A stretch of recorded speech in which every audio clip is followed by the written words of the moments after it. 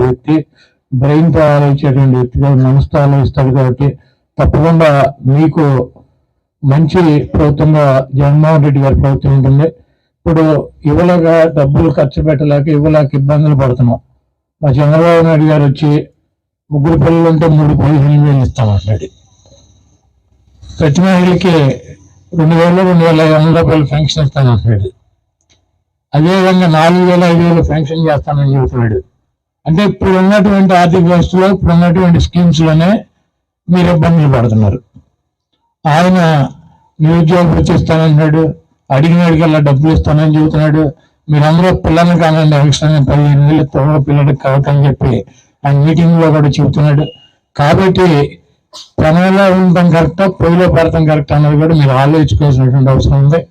తప్పకుండా మనసు ఉన్నటువంటి ముఖ్యమంత్రి జగన్మోహన్ రెడ్డి గారు ఆర్థిక పరిస్థితులు సహకరించక కొంత లేట్ అయినా ఇబ్బంది అయినా కూడా తప్పకుండా మీకు రావాల్సినటువంటి ప్రతి రూపాయి కూడా మీకు హక్కుగా రావాల్సినటువంటి ప్రతి హోదా కూడా మీకు వచ్చేటువంటి పరిస్థితి వైఎస్ఆర్ కాంగ్రెస్ పార్టీ జగన్మోహన్ రెడ్డి గారి ఆధ్వర్యంలో జరుగుతుందని చెప్పి ఆయన తరఫున మీకు మాటిస్తూ ఆయన దగ్గరగా చూసినటువంటి వ్యక్తిగా తప్పకుండా మీకు ఉన్నటువంటి సమస్యలన్నీ కూడా తీసుకుని నేను కూడా ఈ ఉద్యోగాల సంఘాలతో పాటు ఇక్కడ ఉన్నటువంటి సమస్యల్లో కొన్ని సమస్యలైనా కొంత డబ్బునైనా సరే ఈ ఎన్నికల్లో రిలీజ్ చేయమని చెప్పి మీ అందరి తరఫున ఆయన కోరుతానని చెప్పి తెలియజేస్తూ ఆ సమస్యలకి నా సమస్యలకి సంబంధం లేదు.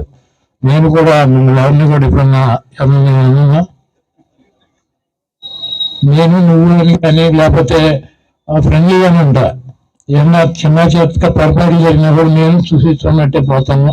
ఎందుకంటే మీరందరినీ కూడా నా కుటుంబ సభ్యులుగా నాకు సహాయ సహకారాలతో 4 సార్లు నుంచి నన్ను శాసనసభ్యుడిగా ఈ స్థాయిలో నిలబడటానికి మీ పాత్ర కూడా ఉందని చెప్పి నేను భావిస్తాను. కాబట్టి ప్రజలకి సేవ చేసేటువంటి కార్యక్రమంలో నాతో పాటు నాకన్నా ఎక్కువ మీరు కూడా పాలు పంచుకుంటారు.